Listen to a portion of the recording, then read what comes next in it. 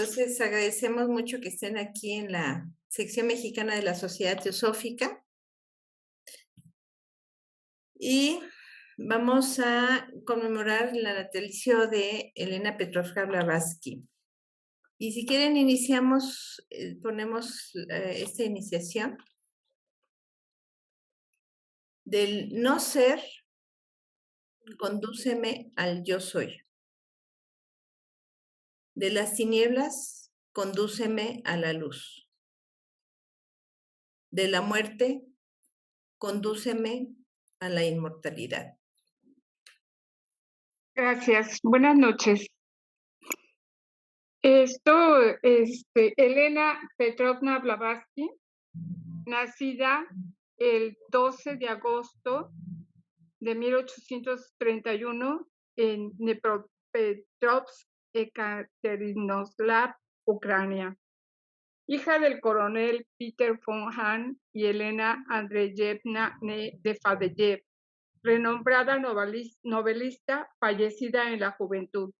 Nieta por el lado materno del consejero privado Andrei de Fadeyev y la princesa Elena Pavlovna Dolgorukov, quien supervisó su educación en Saratov y Tiflis, Cáucaso. Desde su niñez se destacó por sus dotes de poderes psíquicos. Fue dotada desde la infancia con características sobresalientes. Elena nació prematuramente debido a que en 1831 en Rusia padecía una epidemia generalizada de cólera que había causado estragos a varios miembros de su casa paterna y temían por la vida del bebé. Ella fue clarividente desde la infancia. Y en 1849 su primer matrimonio fue con el vicegobernador de Ereván, Nikifor Blavatsky, de donde tomó su apellido. 20 años de largos viajes alrededor del mundo. Entre 1848 y 1875 dio la vuelta al mundo 3 veces en busca de sabiduría sobre la naturaleza de la vida y la razón de la existencia humana. En 1851 encuentra a su maestro Moria en Londres.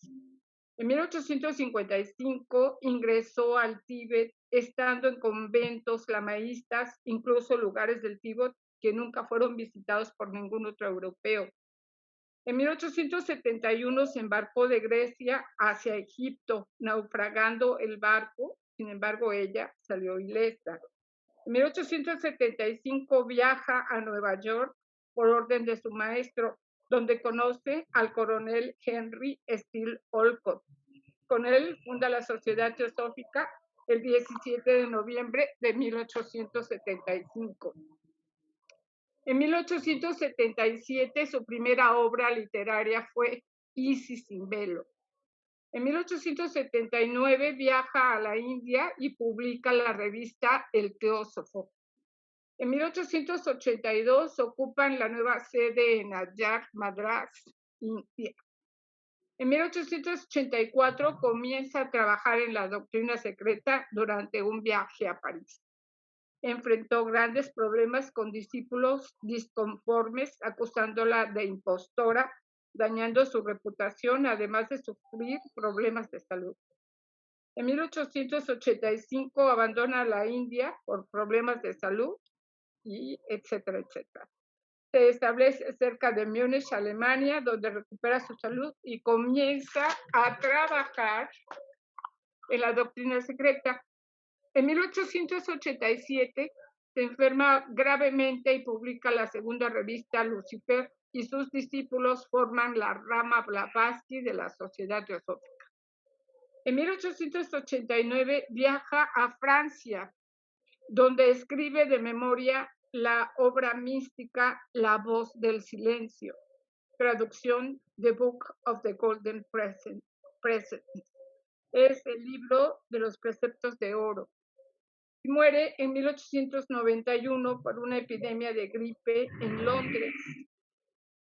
Nota, esto es una cronología modificada por la cronología de Boris de Sirkov en los Collected Writings de H.P. Blavatsky. Pues muchas gracias, María Eugenia. Muchas gracias. Gracias, espero hacerlo o leer lo que escribí en 3 minutos.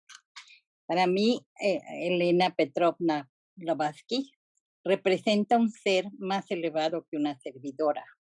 Es una maestra de ocultismo a la que hay que respetar y tratar de entender todo lo que vino a enseñar en este periodo tan corto, porque solo vivió 59 años, de una de sus reencarnaciones correspondientes a este globo, al que calificó como un viaje de búsqueda espiritual.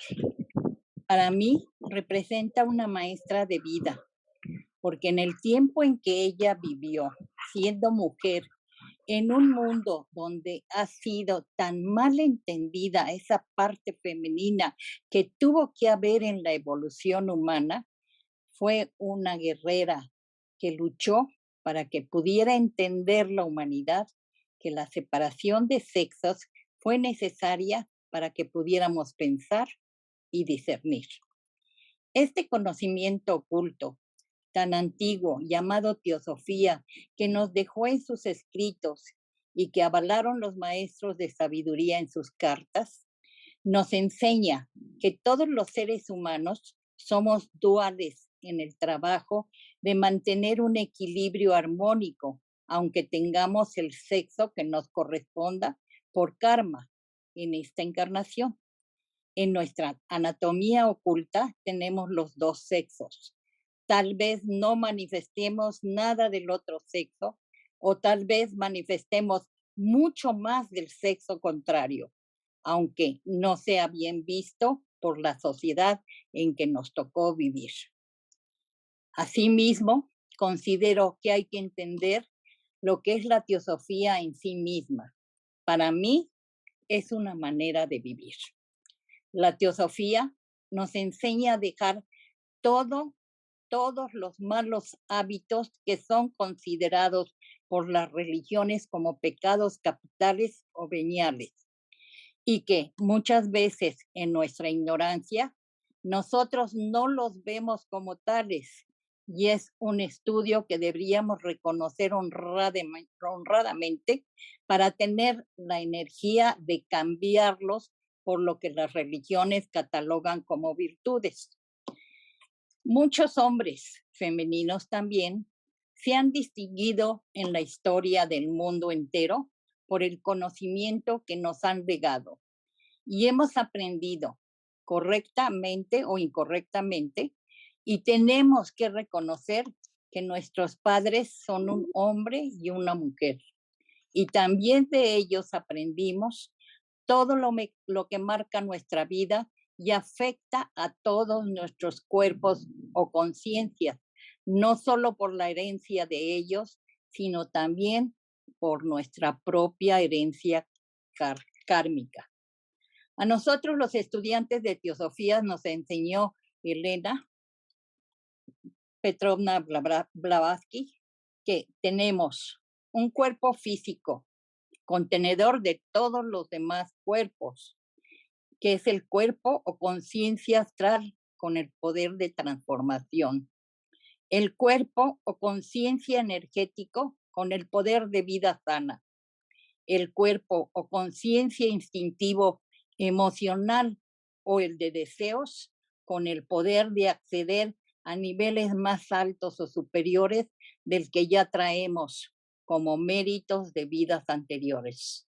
El cuerpo de conciencia mental, tanto inferior, que ahamkara, el entendimiento, como el superior, el cuerpo causal, como poder inteligencia activa. El de las intuiciones con el poder del amor y de la sabiduría, y el espiritual, que es uno con todos, como el poder voluntad que todo lo puede. Lo poco que he entendido en esta etapa de mi vida es lo que dijo ella, que esta vida actual es un viaje, una reencarnación de búsqueda espiritual. Por tanto, entiendo que Madame Blavatsky es una ocultista que junto con otras personas que en ese momento eran un núcleo de fraternidad, fundaron lo que el mundo entero necesitaba y sigue necesitando, la Sociedad Teosófica, para en ella conformarse ese núcleo de fraternidad universal que se dedicará al estudio de las filosofías, religiones y ciencias nuevas y antiguas, para así compararlas y darnos cuenta de que todos y cada uno nos enseñaban parte de la sabiduría de las edades y que y que ello nos lleva a conocer las leyes divinas, los poderes ocultos en la naturaleza y conocer nuestra propia naturaleza y también los poderes ocultos que a cada hombre le corresponden. Esto es lo que más o menos traté en pocas palabras de expresarles lo que yo siento, lo que la señora Blavatsky me ha enseñado en todos sus escritos, los pocos que he leído, porque ha escrito tanto que no he podido leerlos todos. Gracias y espero haber cumplido con el tiempo. Hola, hermanos, buenas tardes. Muchas gracias por la invitación. Y bueno, como el tiempo es breve, perdón, pues vamos al grano. La propuesta fue, ¿qué admiro de HPV y qué es lo que más me gusta de sus escritos? En la primera, pues todo. O sea, ¿qué admiro de HPV? Todo, todo. Su valor, su sabiduría, la fortaleza para no desistir a pesar de todos los problemas que tuvo, que es un gran ejemplo para todos. Su entrega total con el único interés de un bien mayor.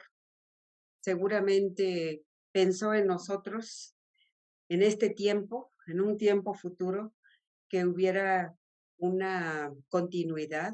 Y bueno, aquí estamos con nuestras posibilidades. Su desapego, su lealtad, la sencillez, la humildad para subordinarse con los maestros. Y bueno, pues es un gran ejemplo y una inspiración para todos. ¿Qué es lo que más me gusta de sus escritos? Bueno, primeramente debo decir que la teosofía fue un parteaguas en mi vida. O sea, el antes y el después está clarísimo en ese punto. Y la epifanía para mí fue la ley de karma y la ley de reencarnación. Fue algo que me dio acceso a, a tener respuestas a tantas preguntas que nos hacemos en un mundo tan complicado. Hay una canción de José Luis Perales que se llama Dime. Obviamente no hay, soy negrete, pero no se las voy a cantar.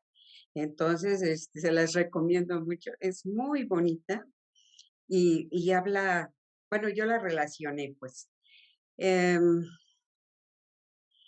Y bueno, actualmente mi ley es la ley de evolución, que me ha permitido también ubicarme, el, el que esas respuestas a las preguntas existenciales de quién soy, de dónde vengo, a qué vine, a dónde voy, que es tan complicado, pero de alguna forma, pues hay ahí algunos atisbos y que el comprender ese proceso desde la fuente, pasar por todos esos planos, por todos esos reinos, para llegar a este momento, que es un momento coaxial, en el que si no tenemos todo el desarrollo, también ya tenemos lo suficiente para iniciar ese ascenso a la evolución. Ya involucionamos lo suficiente para iniciar ese proceso de evolución. La verdad, yo me sentía un poco frustrada o muy frustrada cuando era afanosa y leía. Y cuando sentía que ya lo tenía, que ya estaba comprendido, algo pasaba y adiós, o sea, me cambiaba el panorama. Entonces, ay, pues no entendía y sí me frustraba, pero gracias a esta comunicación, a esta enseñanza, pues ya puedo tener otra perspectiva. Y miren lo que me encontré. Y por eso dije, bueno, pues ya descansó mi alma.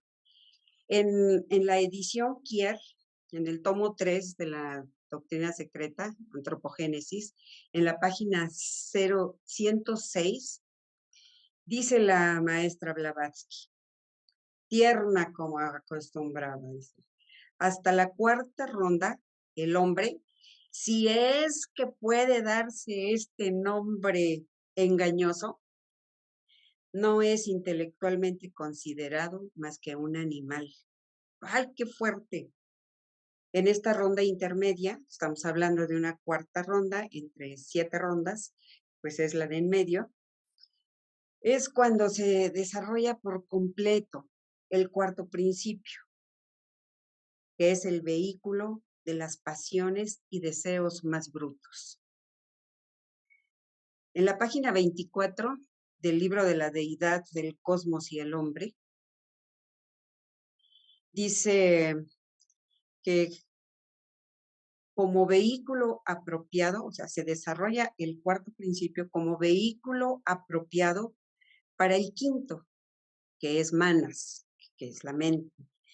Pero Manas solo será relativamente desarrollado del todo en la ronda que sigue, relativamente en la quinta ronda, en que tendrá la oportunidad, solo tendrá la oportunidad de llegar a ser completamente divino hasta el fin de las rondas. Se dice que en la séptima ronda todos vamos a ser Budas, todos vamos a disfrutar de esa fraternidad tan anhelada y a propósito de eso, pues también nos preguntamos con cierta frecuencia. Bueno, a mí me pasa y con algunos hermanos lo hemos comentado. ¿Dónde está la fraternidad? Nosotros vivimos con muchos conflictos, inclusive dentro de la sociedad teosófica, que el hecho de decir sí quiero ser miembro y me apego a esos objetivos, pues nos cuesta mucho trabajo. Y ciertamente es una opinión personal, la fraternidad no existe, es una aspiración, es un estado en el que todos podemos imaginar cómo sería el ser un Buda y estar entre Budas. Obviamente estamos muy lejos de eso. Estamos a 2 razas, a 14, a 16 subrazas, a 3 rondas, entonces la verdad es que creo que nos falta bastante. Puede haber excepciones, por supuesto. Entonces, ¿qué pasa? Que el cerebro, nuestra condición física, no está apta para eso. El cerebro reptiliano nos recuerda ese estado en el que todavía prevalecemos. Dice que el sistema reptil es una estructura arcaica y primitiva. Se encarga de la supervivencia y del mantenimiento general del cuerpo humano. Se caracteriza por ser el responsable de la conducta automática y programada para las que se necesitan para la preservación de la especie, de los cambios fisiológicos y para la supervivencia.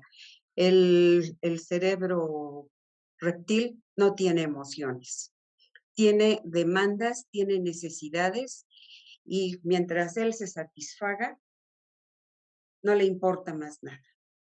Podemos pensar, podemos imaginar algunos reptilianos o cómo nos comportamos cuando estamos con esa tendencia o que predomina. Y el cerebro pues también ha tenido ese proceso de evolución. Eso es lo más primitivo y lo más arcaico que todavía nos controla. Y está el cerebro límbico, que es el de las emociones, que según esto se dio en los mamíferos más primitivos. Y bueno, se puede decir que por esa cuestión maternal, pues se desarrollaron algunas emociones de buen nivel. Y el más nuevo es el neocórtex, que es el de la razón, pero es el más una de aparición más reciente.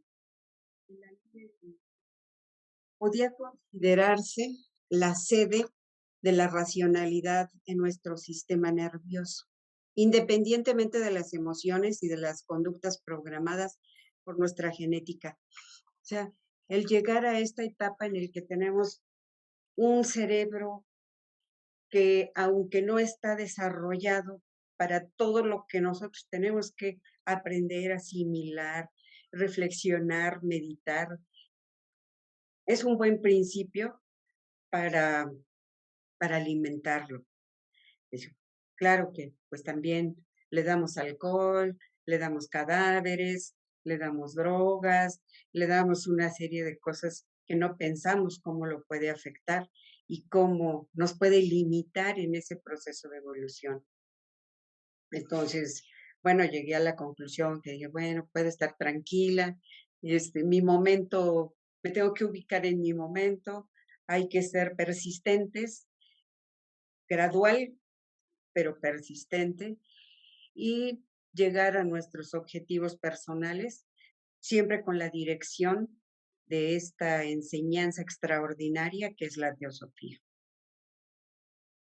Gracias. Buenas tardes a todos. ¿Qué representa Blavatsky para mí? ¿No? Aquí se pretendió que se hiciera una selección de participantes que tuvieran algún un tiempo considerable como miembros estudiosos de la Sociedad Teosófica, ¿no? Y me da un poco de risa porque no hay un tiempo considerable para estudiar a Blavatsky. Yo creo que una vida no alcanza, ¿no? Como decía Leonorcita hace rato, ella escribió mucho, pero de lo poco que he leído en alguna anécdota, ella menciona que en las expediciones que hacía hacia Oriente, que ya veíamos en la reseña, ¿no? A 20 años antes de que Blavatsky fundara la Sociedad Teosófica, pues andaba ahí por los monasterios preguntándose quién o qué es Dios, ¿no? Esa pregunta, cuando yo lo leí, ese artículo, me taladró, porque parece que uno va así por la vida, preguntándose quién es Dios, cómo debo vivir, si lo que estoy haciendo está bien o está mal, buscando la aprobación, no sabemos si de los padres, por huellas de abandono, por cuestiones personales de la infancia, ¿no? Y de repente hacerse adulto, entre comillas, y encontrar a Blavatsky, para mí representa encontrar las respuestas a las preguntas más profundas que una mente con toda su animalidad, como nos describió muy bien Lulú, puede encontrar, ¿no? Entonces, para mí Blavatsky representa encontrar las respuestas a esas preguntas. No intento que sea un proceso así como muy teórico o muy intelectual, sino más bien como algo vivencial, ¿no? En esta metáfora del loto que está sumergido en el lodo, ¿no? Casi toda su existencia, y que de repente logra atravesar esa pesada capa y para poder florecer, ¿no? Este aforismo que yo encontré por ahí en mis primeros meses de miembro de la Sociedad Teosófica de las Logias de Puebla, me conmovió, ¿no? O sea, yo dije, no quiero que me alcance ese tercer estado, ¿no? Y dice, hay solo 3 sucesos importantes en la vida del hombre: el nacimiento, la vida y la muerte. El hombre, no se ha dado cuenta de que ya nació, muere con dolor y se olvida de vivir.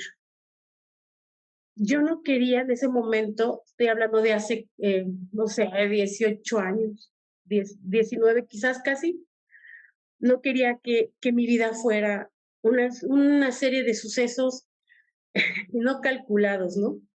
Seguramente que hay muchos así todavía, ¿no? En mi vida, o sea, hay muchos sucesos que no se pueden controlar del todo, no porque el futuro esté predeterminado, sino porque a la mente humana le cuesta trabajo observar los pensamientos, saber lo que piensa, elegir los pensamientos. Eso es un proceso que también se puede conocer y responderse gracias a Blavatsky.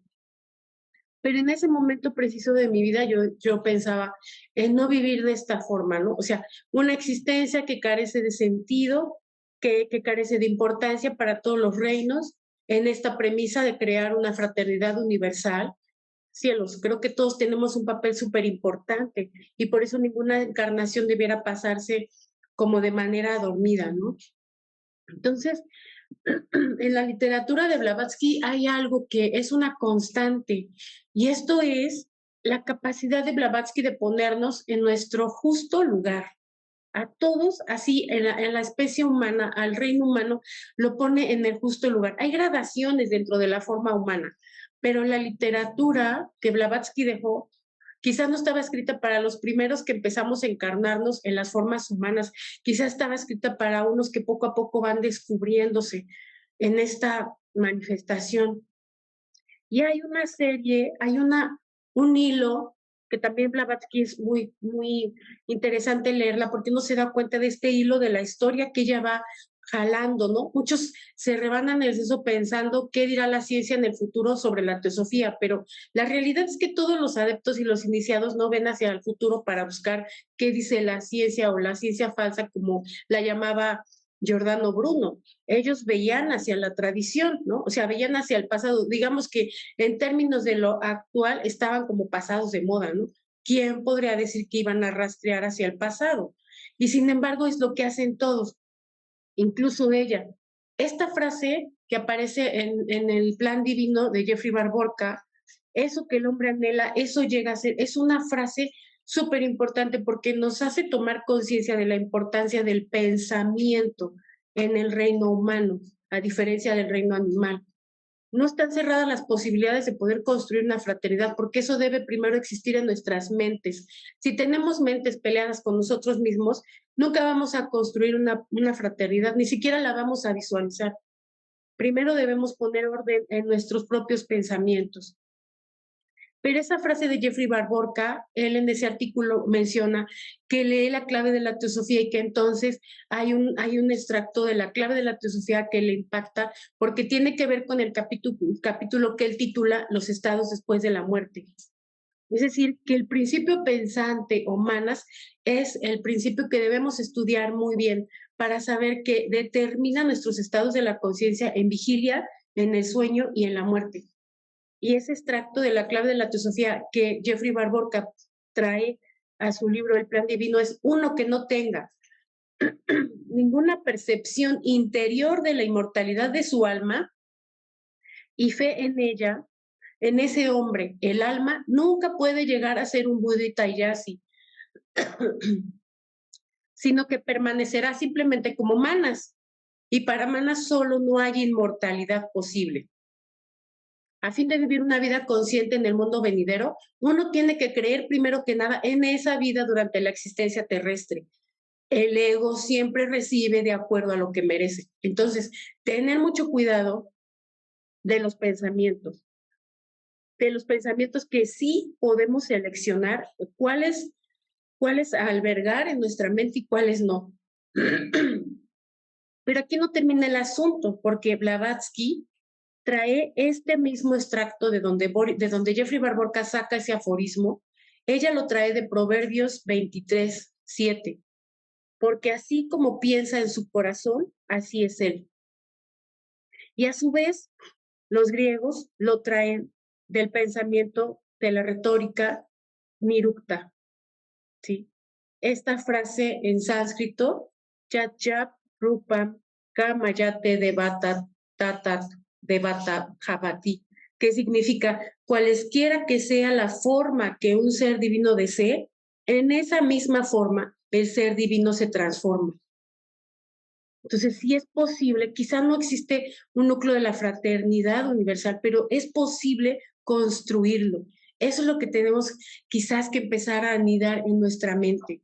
la posibilidad de construir un mejor mundo, porque esta hermana humanidad es la causa suprema de la fundación de la Sociedad Teosófica. Y por último, este verso, este sutra, este canto que aparece en El Secreto de la Muerte, en la Katha Upanishad, la sección 1, entre el 14 y el 15 sutra, en Gemas de Oriente, que igual tiene que ver con los estados post-mortem, pero por supuesto que con la vigilia, ¿no? Dice, Uttishta, levántate, despierta, busca a los grandes maestros y presta atención. El camino es angosto como la hoja de un cuchillo, difícil de andar, pero quien haya percibido alguna vez aquello que es, sin un nombre invisible, impalpable, incorpóreo, que no se achica ni se agranda, inmanifiesto para los sentidos, sin final y sin principio, independientemente del tiempo, más alto que las alturas, más profundo que la profundidad, mira, uno así está salvado. La muerte no tiene poder sobre él. Después de toda esta peripecia que Blavatsky pasó en Adyar, exactamente con la situación con Olcott involucrado, su hermano, como se llamaba su camarada, ella después de tantos recorridos llegó a Inglaterra y fundó nuevamente una logia llamada Logia Blavatsky, en la que varios interesados le pidieron ser instruidos directamente por ella. Ella nos deja la escala de oro. Ella puede resumirse en una frase: enérgica declaración de principios. No importa la situación que se esté viviendo en la sociedad teosófica, lo que debe importar es tener una enérgica declaración de principios, y nuestro principio base debiera ser la fraternidad. Siempre le dicen eso los Mahatmas a ella. Ella asume su responsabilidad, lo consulta con el Mahatma y asume la responsabilidad de entrenarlos y forma la sección interna.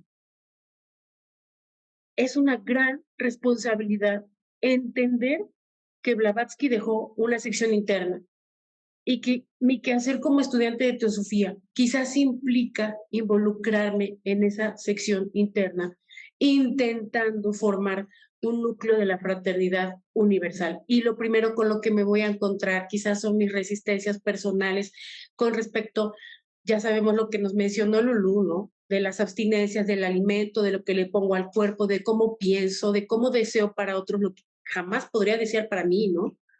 Estos asuntos de la benevolencia desde el pensamiento. Entonces, Blavatsky es esa posibilidad de lo que ya otros hermanos han expresado, de que exista un antes y un después.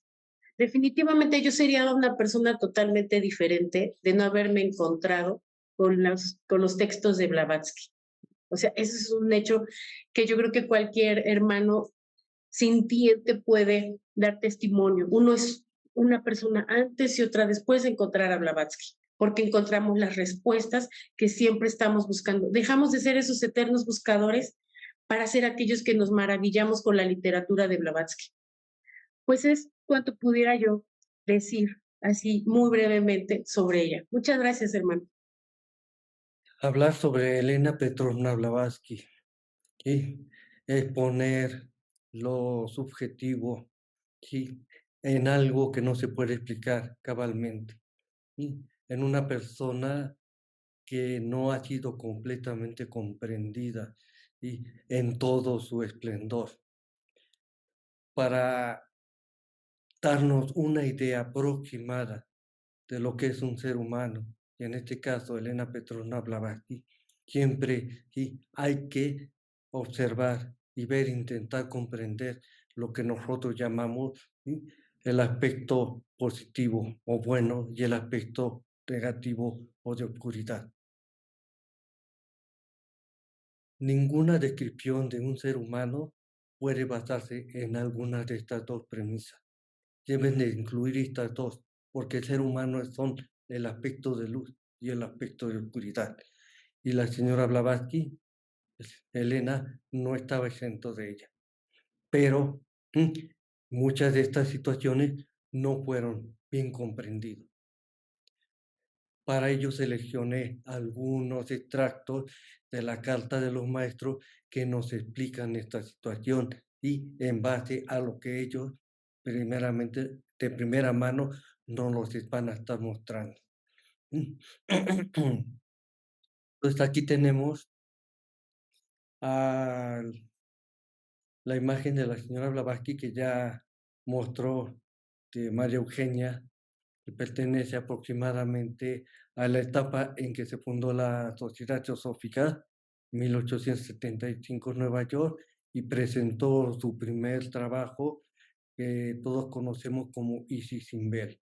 Entonces vemos ese retrato, cómo está en ese momento, con toda la jovialidad, con toda la energía y la entrega y hacia la empresa que le asignaron los maestros.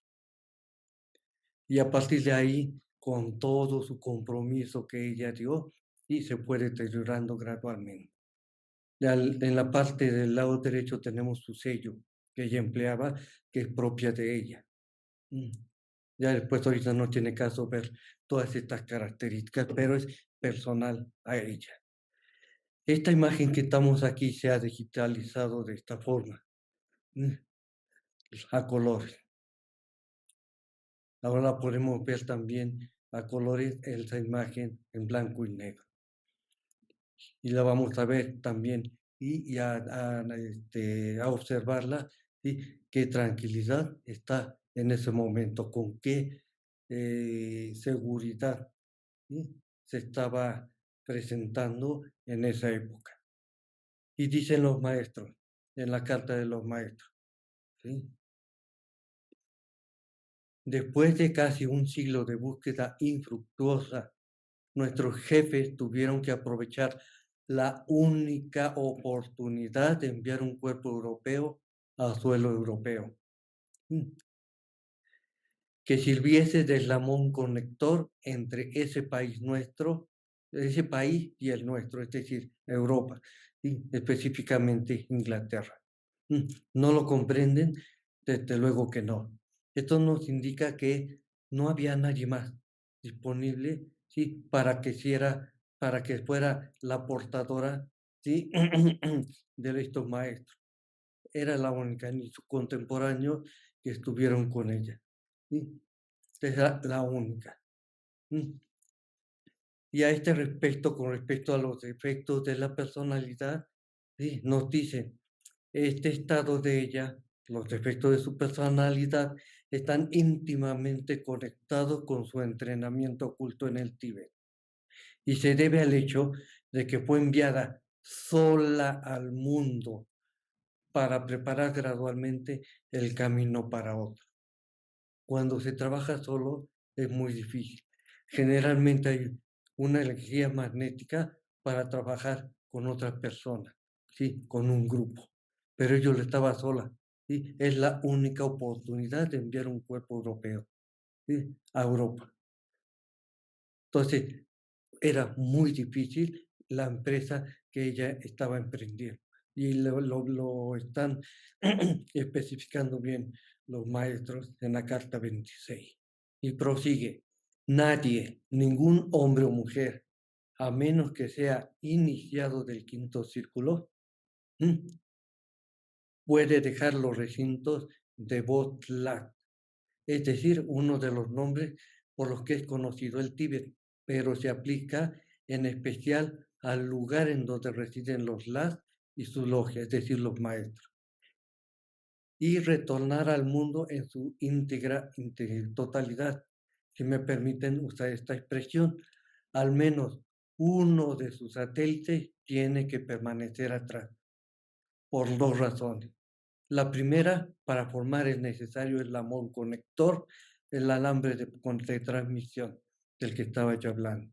Y la segunda, como garantía más segura de que ciertas cosas nunca serán divulgadas. Entonces ella estaba en en Europa, en nuestro mundo, ¿sí? Sin uno de esos satélites, sin uno de esos principios que ellos no indican cuál es. Por esta razón, del quinto círculo ya estaba hablando, sí, de la quinta iniciación. Ya son 7, pero ya era una un chela muy avanzado. Y prosigue, dejamos que libre el chela sus propias batallas lo mejor que pueda. En ocasiones tenemos que proceder así con chelas más elevados iniciados, tales como HPV, una vez que se le permite trabajar en el mundo, lo cual todos nosotros evitamos más o menos. Pero ella tenía que luchar su propia batalla, de acuerdo, sí, a las características ya trabajado y con la conexión, sí, y el trabajo que estaba realizando en el Tíbet, con esta condición. Nosotros estamos con nuestros 7 principios, ella no, sí, y estaba haciendo sola, aparte de eso. Y por extravagante y entusiasta que pueda parecerte, te doy mi palabra de honor que ella nunca ha sido mentirosa, que tampoco nunca ha pronunciado intencionalmente falsedad alguna, aunque su posición resulte con frecuencia insostenible y tenga que ocultar una cantidad de cosas por haberse comprometido a ello por su voto solemne. Entonces, nos está indicando que ella nunca mintió. Nunca hizo, sí, conscientemente, sí, alguna trampa o pronunció alguna mentira o alguna falsedad. Y nos lo está diciendo, sí, uno de los maestros. Nos están diciendo lo que ella estuvo diciendo, lo que estuvo haciendo, sí, lo estuvo haciendo, sí, que porque así lo sentía. Y así ella se sacrificaba por ello.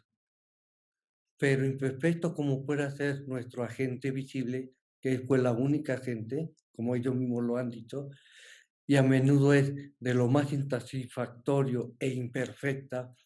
Sin embargo, hoy por hoy, ella es la mejor disponible y casi por medio siglo sus fenómenos han asombrado y desconcertado a algunas de las mentes más capaces de la época. Nunca hubo una mujer más injustamente maltratada que Elena Blavatsky. Ve las cartas infames e insultantes que le enviaron de Inglaterra para publicar en contra de ella, de nosotros y de la sociedad. Probablemente las encontrará indignas. Y esto fue un constante y común denominador en la vida de Blavatsky. Siempre se le infamó, se le infamó. Siempre se le hizo injusticia, ¿sí? de todo esto. ¿Sí? Siempre se le tachó de mentirosa, de tramposa, de falsa, ¿sí? hasta de espía rusa. Pero a pesar de eso, ¿sí? ella siguió firme. Con ello, sí, con la comunión con su maestro, principalmente su maestro directo, Moria. Y esto nos da una idea precisamente de por qué ella era la gente directa.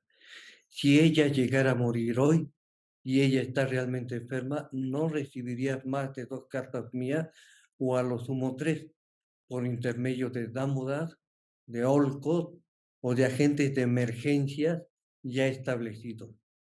Y luego, agotado este depósito de fuerza, nuestra despedida sería final. Entonces, ella era, y a través de ella es que se comunicaban los maestros. Mientras ella, cuando falte, había, sí, agentes de emergencia ya establecidos como Damodar y Olcott. Y ya después de que se agote esa energía o ese depósito de fuerza, sí, ya no serían capaces de comunicarse con nosotros. Aparte de otras situaciones, de los últimos 25 años, ¿sí? de cada siglo, en que ¿sí? Por alguna u otra situación ¿sí? nos dan información o forma directa o en forma indirectamente. ¿Sí? Bueno, esto lo voy a dejar para después, pero es para que nos demos idea, sí, de lo que la señora hablaba que fue para la teosofía, para los maestros, ¿sí? y la incomprensión que ha encontrado, ¿sí? y que encontró más que nada dentro de sus contemporáneos, de sus más cercanos, como ya dijo Tere, entre ellos Olco, ¿sí? que lo dejó solo, ¿sí? después de las ¿sí? de los causos de la causa de los Coulomb, ¿sí? fue expulsada de allá. Y hasta eso, sí, los maestros dijeron que Olcos había dejado a la Sociedad Teosófica de Ayar sin alma.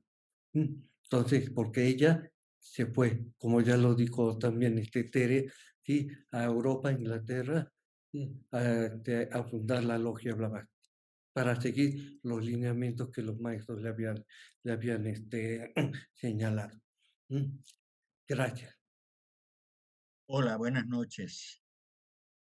Yo voy a tratar un tema que tiene relación con un artículo que se publicó en el Theosophist, en el PAD, perdón, en 1886.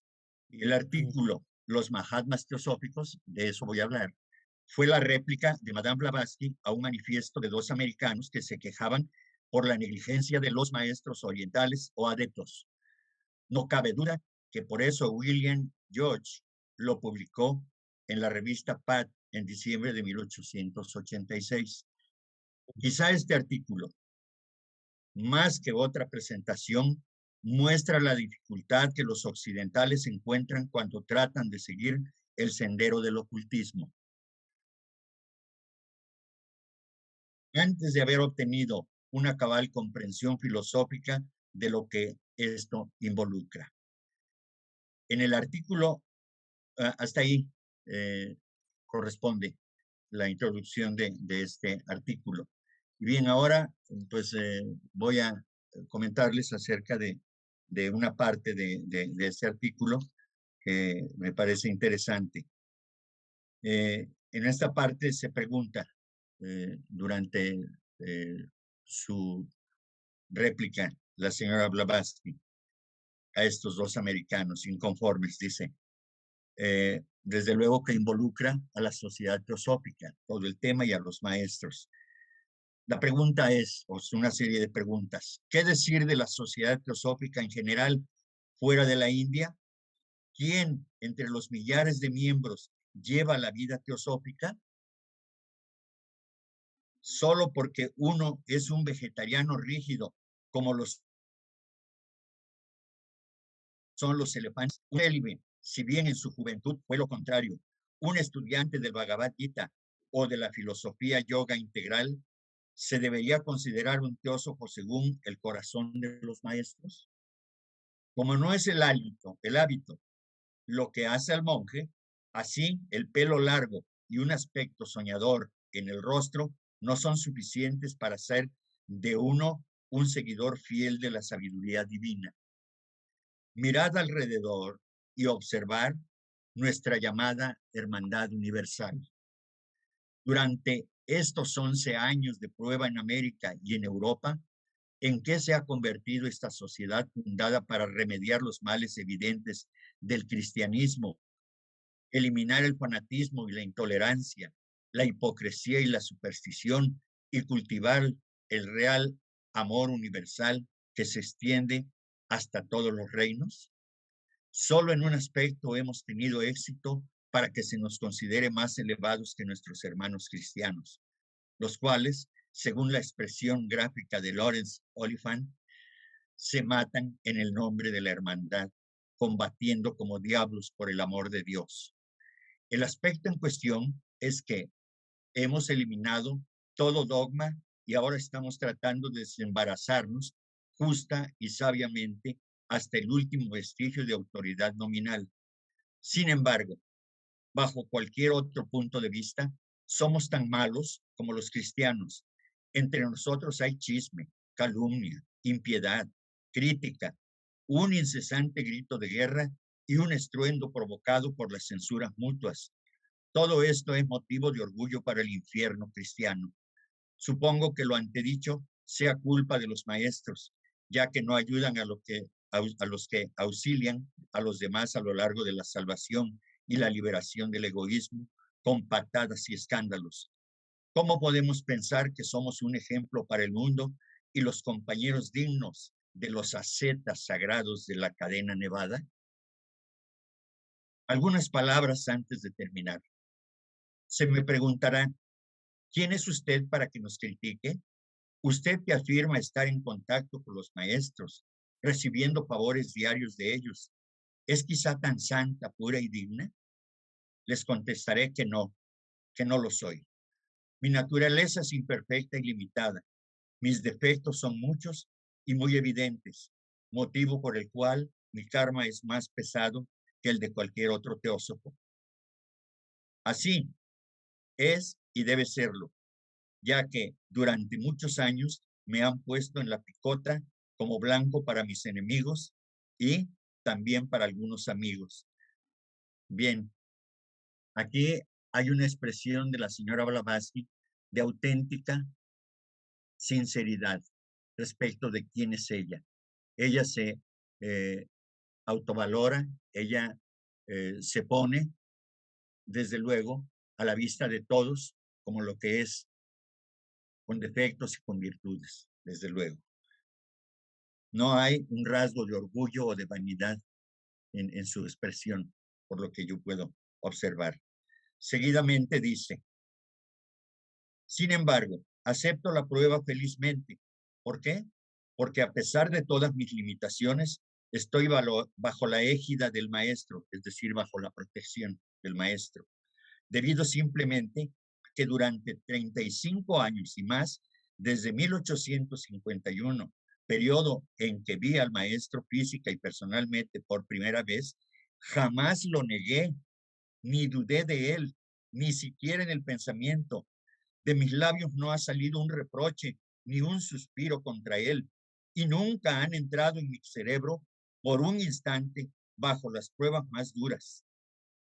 Aquí hablamos de la fe inquebrantable que tenía la señora Blavatsky respecto de su maestro y de las enseñanzas, pero no una fe ciega, no una fe de ignorancia, cubierta de ignorancia, sino una fe fundamentada en la certeza, en la confianza de que estaba frente a un gran ser, su maestro, al que se debía ella en devoción y en entrega por una causa, la causa de su maestro, la de ayudar a elevar la calidad moral de la humanidad. Desde el principio sabía lo que me esperaba, ya que me comunicó y siempre lo he repetido a los demás, tan pronto como uno incursiona a lo largo del sendero que conduce a la Sram de los maestros benditos, los últimos y únicos custodios de la sabiduría y la verdad primordiales, su karma, en lugar de distribuirse a lo largo de su vida, se precipita sobre el candidato en masa, aplastándolo con su peso. Aquel que cree en lo que profesa y en su maestro sobrellevará la prueba, saliendo victorioso de ella. Aquel que duda, el cobarde que teme recibir lo que debe y trata de sustraerse al cumplimiento de la justicia, fracasará. No escapará al karma para nada, pero perderá solo eso por lo cual ha arriesgado sus visitas prematuras. Este es el motivo por el cual lo he sobrellevado todo, a pesar de que el karma me haya azotado constantemente y sin piedad, usando a mis enemigos como armas inconscientes. Me he sentido segura de que el maestro no permitirá que pereciera y que siempre aparecía en la última hora, y así lo hizo. Y yo creo que da una muestra de templanza de su carácter, la señora Blavatsky, que a pesar de todas las vicisitudes que tuvo que afrontar, ella se mantuvo firme, porque sabía que el timón de la obra que se estaba realizando estaba en manos seguras. Ella confió plenamente en la sabiduría de su maestro y por eso nunca flaqueó. Esa fortaleza que le llegó fue debida a la fe que tuvo en su maestro, en el maestro M. Bien. Luego dice, me ha salvado 3 veces de la muerte y la última vez casi contra mi voluntad. Entonces volví al frío mundo cruel, inducida por el amor hacia él, quien me enseñó lo que sé y me moldeó en lo que soy. Por lo tanto, cumplo con su trabajo y voluntad. Esto es lo que me ha dado la fuerza leonina para soportar las sacudidas mentales y físicas, una de las cuales hubiera sido suficiente para matar a cualquier teósofo que dudara de la protección poderosa. Mi único mérito y la causa de mi éxito en ocultismo es una devoción inquebrantable hacia él, quien encarna el deber que se me ha delineado y una creencia en la sabiduría colectiva de esta grande y misteriosa, sin embargo real, hermandad de santos. Aquí nos da la muestra de su autosacrificio. Ella está dispuesta a todo sin ninguna condición. Está totalmente entregada a seguir los pasos de su maestro y a obedecerle en todo. Entonces,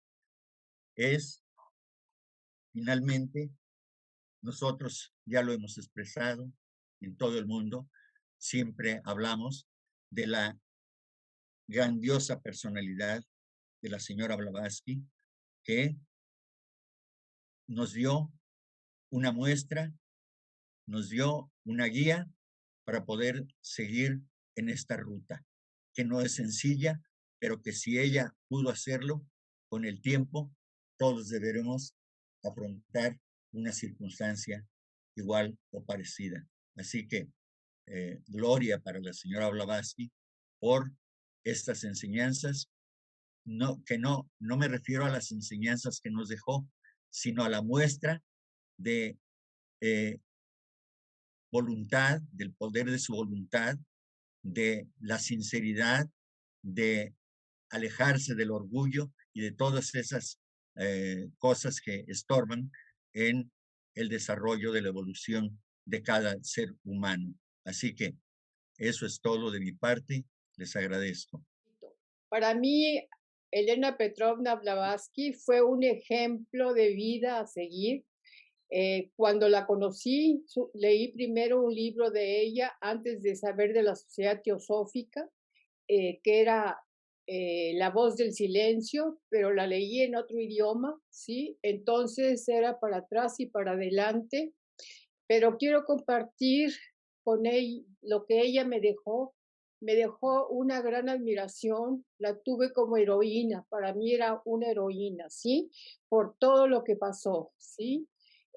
Yo ya había vivido en varios países cuando llegó a mí la teosofía, entonces pude entender todo por todos los agravios que ella recibió, ¿sí? De los ingleses, ¿sí? Todo lo que ella sufrió, mas sin embargo, con aquella interesa, como dijo bien Enrique, para seguir adelante con lo que la encomienda, el trabajo que le habían dado los maestros. Y yo nada más quiero compartir muy poco para mí lo que significó un libro que leí de ella, ¿sí?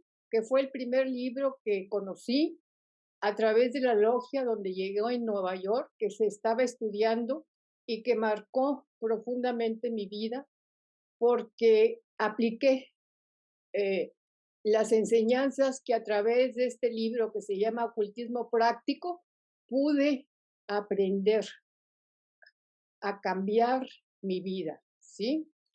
Ella comienza con dice, insinuaciones para leer cada mañana alguna de las citas, tratando de vivirlas durante el día y meditar sobre ellas en los momentos libres. Esto nos ayuda a controlar nuestro pensamiento cuando realmente estamos trabajando y aplicando, ¿sí? Lo que estamos aprendiendo, porque los libros son nuestros maestros. Anteriormente no había Zoom, todo lo aprendía uno a través de la lectura, ¿sí? Entonces era, levántate temprano, tan pronto como despiertes, sin permanecer perezosamente en la cama, medio despierto, medio soñando, ¿sí? Que muchas veces así es como nos quedamos aletargados. Después entendí por qué te decía eso, ¿sí? Esto nos lo dice porque cuando te acabas de despertar, si ya sabemos a través de los estudios, venimos de otro mundo, ¿sí? Y entonces no sabemos cómo regresamos al mundo físico y podemos estar abiertos para entidades no muy buenas. Entonces, por eso hay que levantarse inmediatamente después de despertarse, no quedarse ahí rumiando, como decimos, entre dormido y despierto. Luego, ora fervorosamente por la regeneración espiritual de la humanidad, para que aquellos que luchan en el sendero de la verdad se sientan estimulados por tus oraciones y para que trabajen más determinada y acertadamente para que tú te fortalezcas y no cedas a la seducción de los sentidos, ¿sí? Esta última frase en aquel entonces no la entendí, ¿sí? Cuando entré, pero sí me ayudó mucho el, el que me estaba diciendo ora, ¿sí? Yo en aquel entonces era una atea, ¿sí? Como se dice, gracias a Dios, o sea, no tenía una religión, ¿sí? Que yo fuera práctica. Había nacido dentro de la religión católica, pero yo no practicaba la religión, no pertenecía a ninguna religión. Entonces yo me hice, ¿qué oro? Pensaba yo. Pues me inventé una oración, ¿sí? Porque uno puede orar. Cuando oras es porque lo vas a hacer desde tu corazón, ¿sí? Vas a decir las palabras desde tu corazón, no como repitiendo como perico, sino sintiendo lo que estás diciendo. Entonces yo me hice una oración que se las voy a compartir, ¿sí? Y así dice: Padre, yo te pido por la regeneración y el progreso espiritual de toda la humanidad. También te pido por todos los seres que trabajan para que esto se lleve a cabo. Haz que esta pequeña oración les sirva de estímulo para que sigan trabajando con el mismo ahínco. ¿Por qué? Porque uno tiene que pensar en esos seres que están trabajando por la regeneración humana, ¿sí? Y entonces es muy importante, ¿verdad?, pedir por ellos y sentir que uno está también trabajando desde un mínimo trabajo por la regeneración humana, que en estos momentos es tan importante para que podamos participar o contribuir en esto, ¿sí? Esa frase de que te fortalezcas y no cedas a la seducción de los sentidos, pues en aquel entonces yo no entendía lo que me estaba diciendo, ¿sí? Decía, pues, ¿qué será eso? Pasaron años, porque cuando tú estás diciendo y repitiendo, aunque eso sí lo repetía como perico, porque no entendía lo que estaba implícito en ella, pero después con los estudios te vas dando cuenta y vas aprendiendo, ¿verdad? Que nosotros, nuestra conciencia como seres humanos, estamos comunicados con el mundo externo a través de los sentidos, ¿sí? Y entonces a través de los sentidos reaccionamos y a través de los sentidos hacemos karma, porque los sentidos forman parte de los nidanas. Entonces, nosotros sí vivimos a través de lo que oímos, ¿sí? Y eso que oímos nos retuerce el estómago y reaccionamos, ¿sí? Y reaccionamos de una manera, aunque no sea ni con la palabra ni con la acción, sino con el pensamiento. El pensamiento es importantísimo y es lo que menos cuidamos porque como no se ve, la acción se ve, la palabra se oye, pero el pensamiento no. Entonces, reaccionas, ¿verdad? Con cualquiera de estas tres cosas, a lo que oíste, a lo que leíste, ¿verdad?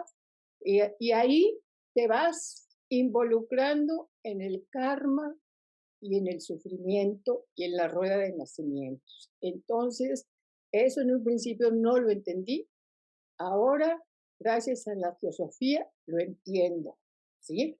Otra de las cosas que también me hizo que me dejó una enseñanza y que todavía la practico, la oración, les digo, si no lo digo 300 días, no quiero pecar de que yo todos los días, pero de los 365 días al año, por supuesto, cuando menos 200 lo digo al levantarme, ¿sí?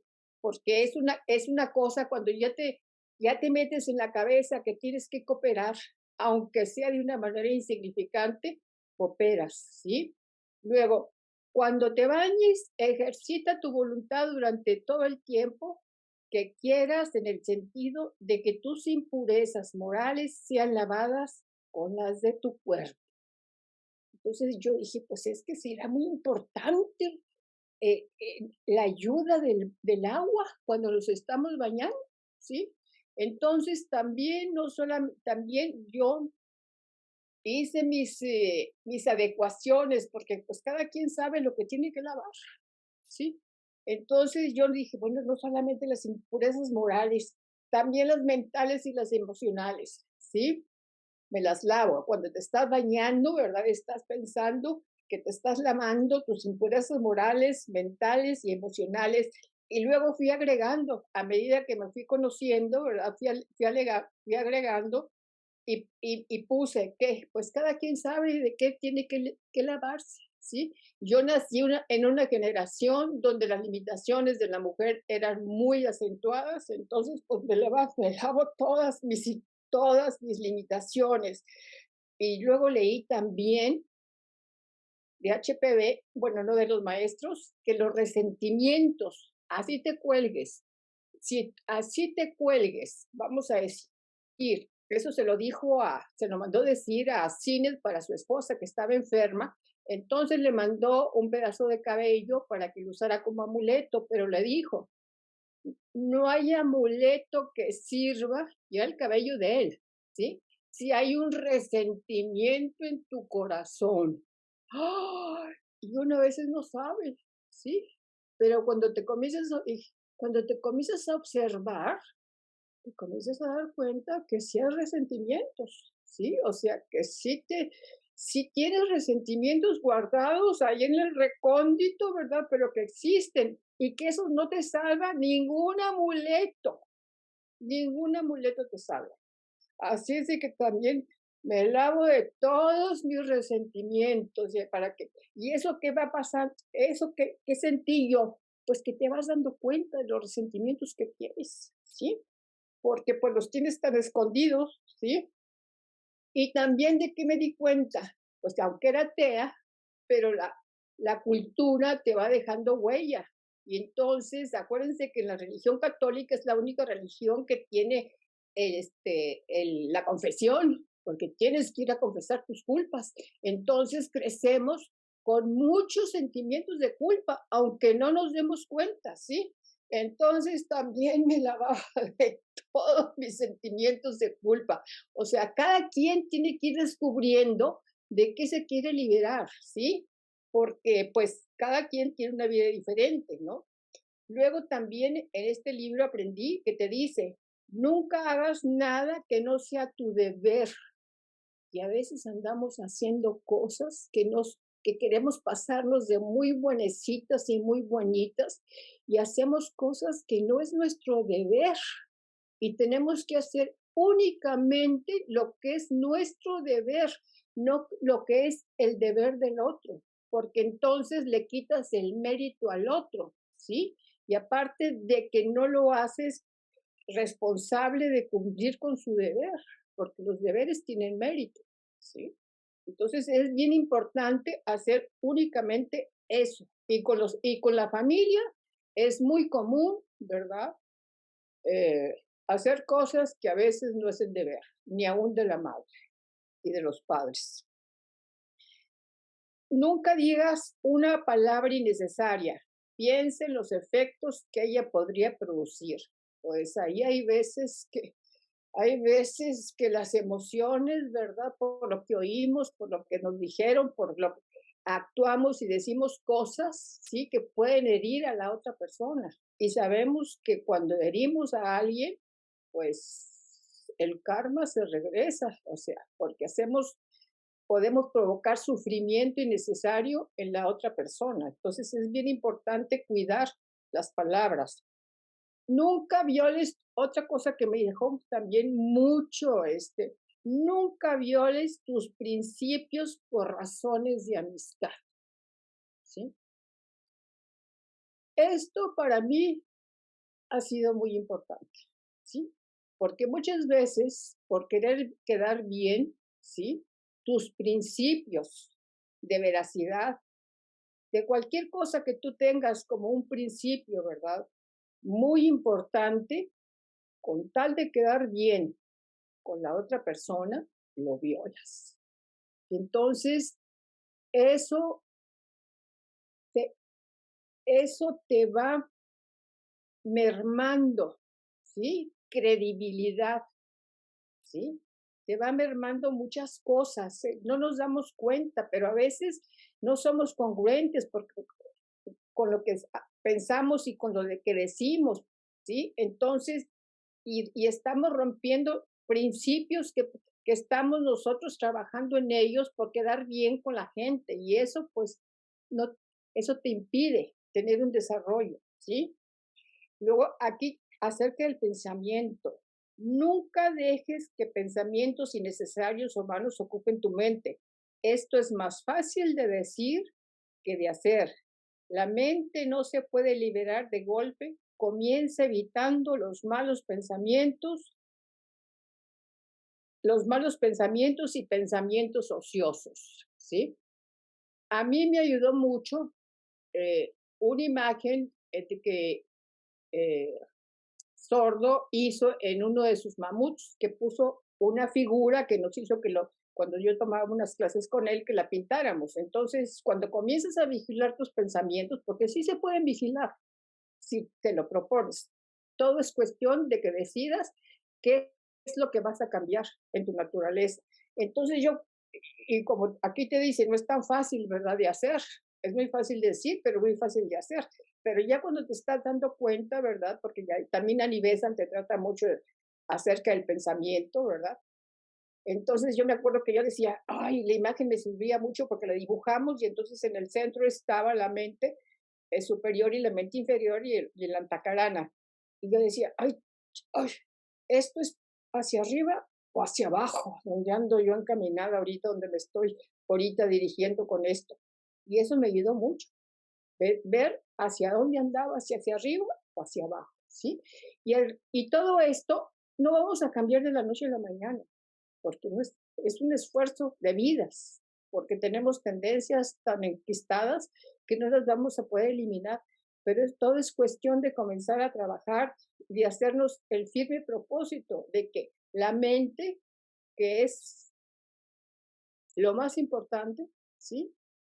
Y es lo que nos eleva o lo que nos baja hacia arriba, o superior, o hacia la inferior, ¿verdad?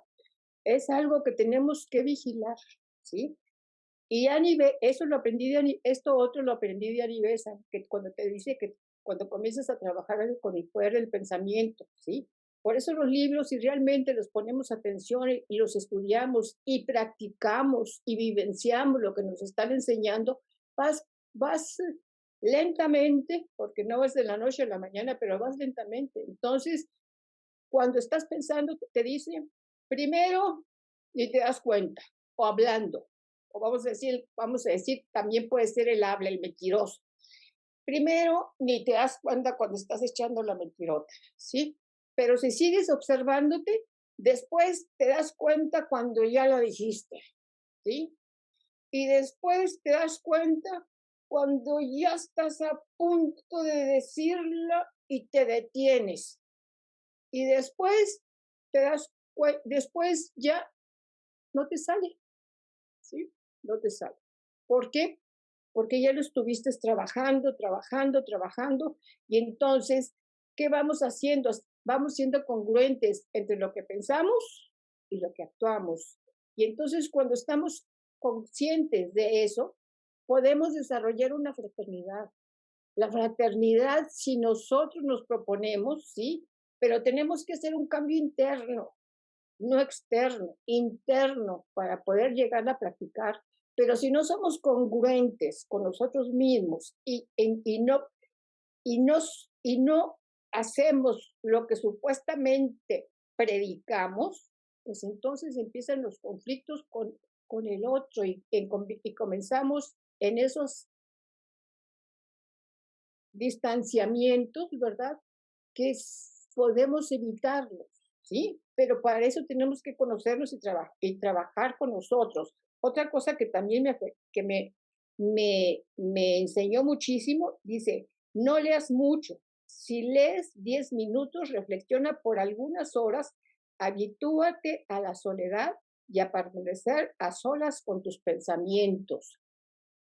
Ahorita queremos leer un libro de corrida y pensamos intelectualmente que ya lo sabemos, ¿sí? Pero no reflexionamos, ¿sí? Por eso te dice ella, no leas mucho, 10 minutos y reflexiona, porque si no reflexionas no puedes interiorizar lo que leíste, porque de la reflexión te ayuda a la meditación, ¿sí? Entonces vas a repetir como perico, ¿sí? Y vas a sacar citas y citas y citas porque tienes muy buena memoria, pero no has interiorizado nada. Y para que haya un cambio en ti, tienes que vivenciar eso que estás aprendiendo, eso que estás leyendo, eso que te va a hacer que exista un cambio real en tu conciencia, ¿sí? ¿Para qué? Pues para que esta personalidad tan distorsionada que tenemos cuando entramos a la sociedad teosófica, ¿verdad? Pues pueda comenzar, no lo, a reorientarse, no en una vida, porque esto toma muchísimas vidas, pero cuando menos ya iniciaste y esto lo vas a heredar a tu próxima encarnación, ¿sí? Porque en esta vida, ¿qué hacemos? En esta vida estamos formando el molde de la próxima encarnación. ¿Y quién es la gran víctima? Nuestro yo superior, ¿sí? Porque va a cargar con otra encarnación también bastante defectuosa y que tiene bastantes cosas negativas que no ha trabajado, ¿sí? Entonces, esto para mí ha sido muy importante y nada más voy a terminar porque preparé muy poquito, preparé nada más esto de lo que este libro de ocultismo práctico me cambió realmente, me abrió un panorama para ponerlo en práctica. Dice, el principal requisito para la adquisición del conocimiento de sí mismo es el amor puro. Busca el conocimiento por amor puro y tu autoconocimiento eventualmente coronará tu esfuerzo. Cuando un estudiante es impaciente, es prueba de que trabaja por la recompensa y no por amor, y esto, a su vez, prueba que no merece la gran victoria reservada a aquellos que trabajan por puro amor. Gracias. Eso es lo que quería compartir con ustedes. Muchas gracias. Okay. Dice, H.P. Blavatsky nos dio un camino, un sendero de luz, puesto que hay dos centros eternos, el de la creación y la luz espiritual y la manifestación, creación de las tinieblas, es decir, la materia. El mundo en que habitamos es la dualidad amorosa. Para crecer, nosotros somos aquello, somos todo y somos nada. La señora Blavatsky, como mensajero de la luz espiritual y del conocimiento divino, atacó la ignorancia al enseñar con franqueza la sabiduría real y el amor por la verdad. Y ella tiene un artículo que se titula ¿Qué es la verdad? Y empieza con un poema de W. Thomson Bacon. Dice, la verdad es la voz de la naturaleza y del tiempo. La verdad es el consejero amoroso dentro de nosotros. Nada está destituido de ella. Procede de las estrellas, del áureo sol y de toda brisa que sopla. Está otro de Hannah More. El sol inmortal de la hermosa verdad a veces se esconde en las nubes, no porque su luz sea en sí defectuosa, sino que la oscurecen mi débil prejuicio, la fe imperfecta y todas las millares de causas que obstaculizan el crecimiento de la bondad. Gracias. Gracias, mi querida Leonor, por alusión y a tu pedido. Hola, amigos, hola, amigas. Buenas tardes. Un poquito tarde, pero bueno, aquí estamos presentes. Y con gusto de poder compartir esta reunión tan importante donde conmemoramos el natalicio de nuestra querida y admirada señora Blavatsky, que de suyo conocer su vida es asombrosa. Ya, como me comentaba Leonor, alguna ocasión tuve oportunidad de compartir, basado en una obra que hizo nuestro amigo Pepe Rubio de Valencia, sobre los viajes iniciáticos de la señora Blavatsky.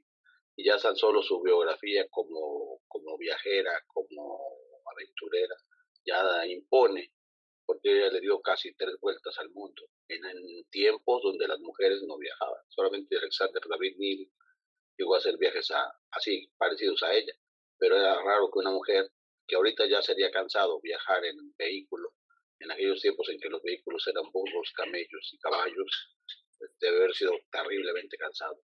Y ella logró hacer todo ese periplo de viajes que la llevó a convertirse como alguien citó en lo que vimos, como un instrumento adecuado en un cuerpo occidental, el mejor que había, pese a sus defectos de carácter, porque sí que los tenía, pero se necesitó una persona con esos defectos de carácter, con ese talante imponente, fuerte, pues al fin Leo, ¿no? Por ahí Leonor sabrá también. Por ahí hay un horóscopo de la señora Blavatsky que hizo Alan Leo es el astrólogo de la Sociedad Teosófica. Bueno, lo fue en su tiempo, ¿no? Y él hace un estudio muy interesante sobre el horóscopo de Madame Blavatsky, que la que sería buena para que lo interpretara sería aquí nuestra querida Leonor Ruiz. Pero bueno, vale la pena verla. Por ahí en el archivo que afortunadamente no se ha roto, ya acabo de checarlo, sí están las biografías que están a la disposición del público. Hay biografías que son encantadoras, como la de Mario Rosa de Luna, Ana Martín del siglo XIX, la de Hojas de un viejo diario de Olcott. Son cosas que a mí, por ejemplo, me acompañaron durante las noches y me hicieron que identificarme con la persona, con Madame Blavatsky, sentir su pena, sentir su dolor. Y en aquel entonces cuando yo empecé a estudiar, no había mucho de lo que ahorita hay traducido. Las cartas que le escribe a su amiga Patient, la esposa de Cine, algunos que leen en inglés, como mi querida Lucila, pues han tenido oportunidad de verlos, pero que son impresionantes porque ve uno al personaje, porque como luego hablan de Jesús también, ¿no? O sea, si lo ve uno como personajes divinos o superpoderosos, pues como que pierden gracia, ¿no? Pero cuando uno ve su naturaleza humana, que se parece a nosotros, cómo flaquea, cómo tienen también sus defectos, te identificas bien, porque se parece a uno está ahí también, ¿no? Uno tendría que identificarse con esas luchas que ella tuvo, enfrentando en su momento a todos, a la ciencia, a la iglesia, a las universidades, a los espiritistas. Entonces llega un momento que se echa encima a todo el mundo, o alguien que fue a contracorriente y que marcó todo un hito en el cuestión del feminismo incluso también. La Sociedad Teosófica es una sociedad muy feminista. Ha habido las 3 Bs que son gloriosas ligadas a la teosofía, que son Blavatsky, Besant y Bailey, que son con sus diferencias, pero son pilares y han sido mujeres. Kathleen Keeley también, también otra mujer.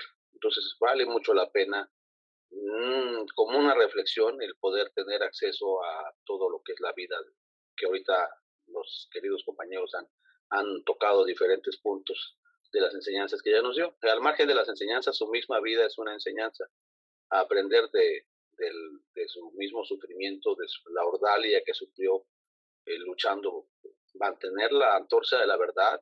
Dicen que quien dice la verdad será corrido de 3 pueblos, ¿no? Y yo creo que mucho más, ¿no? O sea, es muy difícil mantener la antorcha de la verdad y luchar en tiempos de oscuridad contra las fuerzas que van en contra.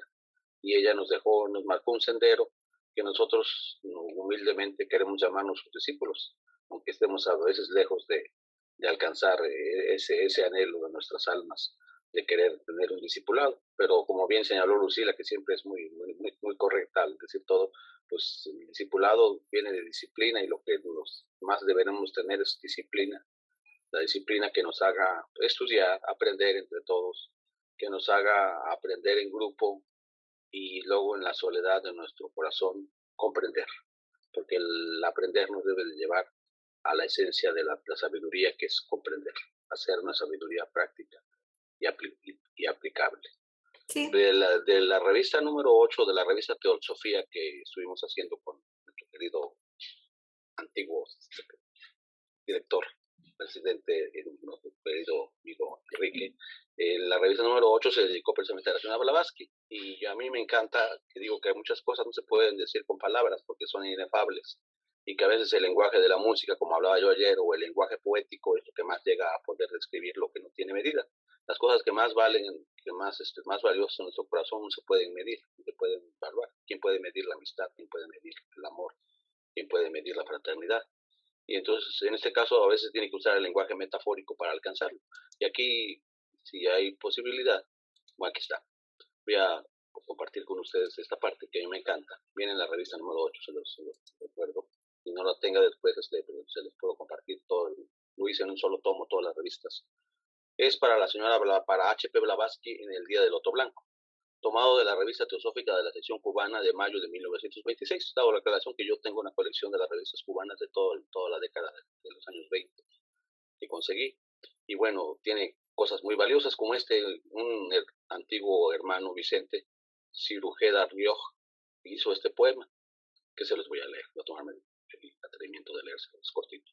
Fue nuestra maestra Blavatsky un ser predestinado, a quien nuestros maestros confiaron la misión de presentar al mundo el tesoro olvidado de las ciencias secretas que focos de luz son.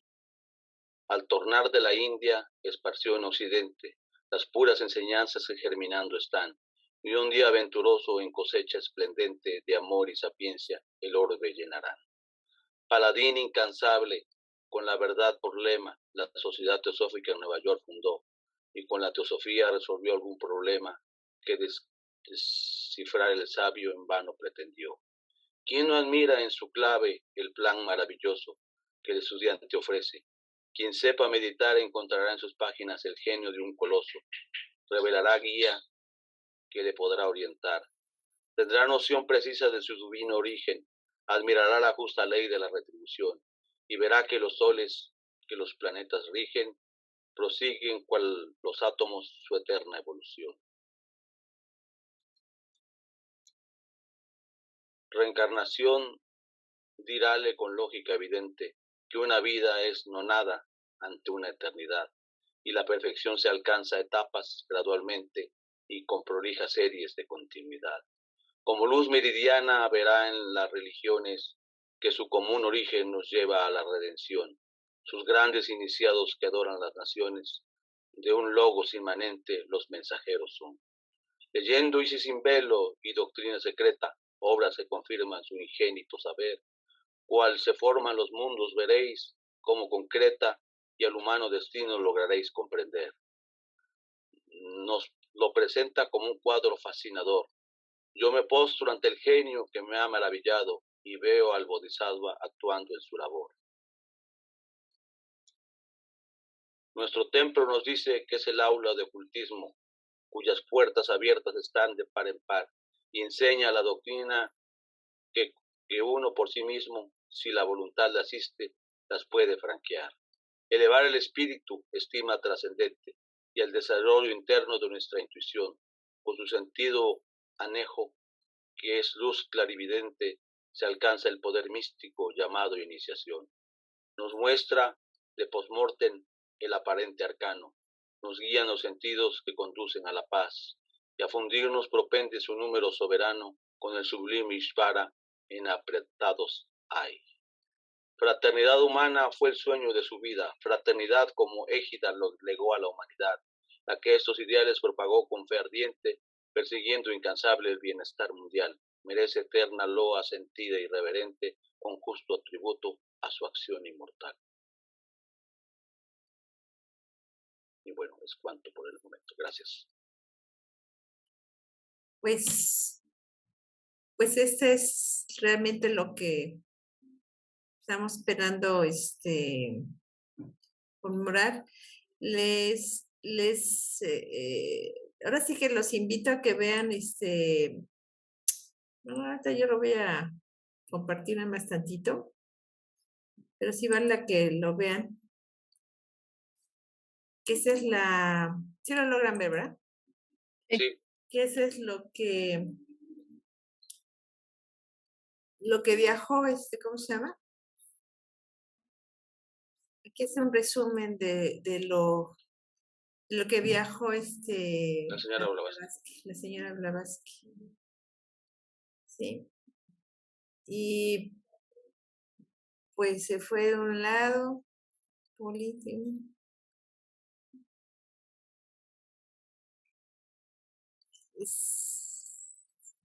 Le quité yo aquí el sonido, pero no sé si tenga algún sonido. Sí.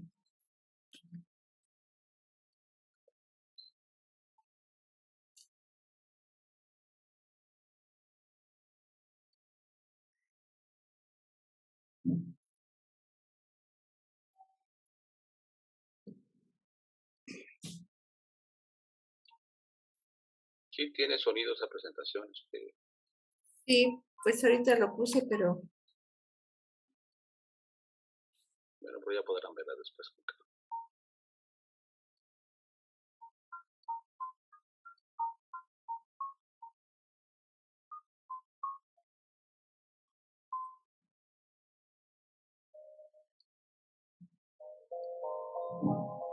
Ese es el sonido. Ese.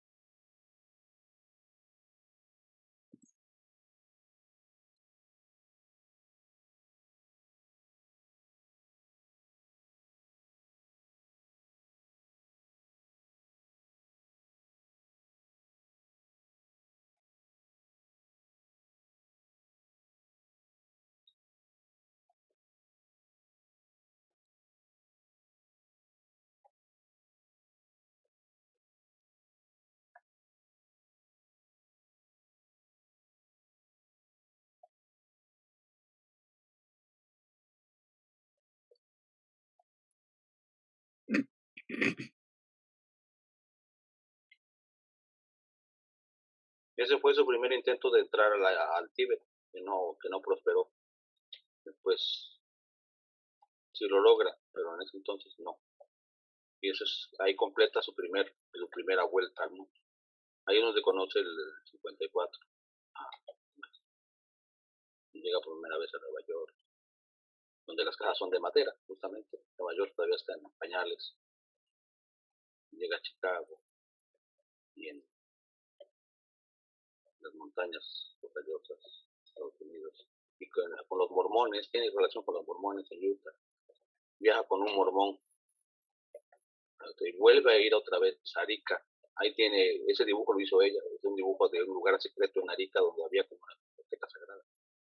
Fue varias veces a Arica, no se sabe por qué. Ahí estuvo como alguna escuela de sabiduría antigua.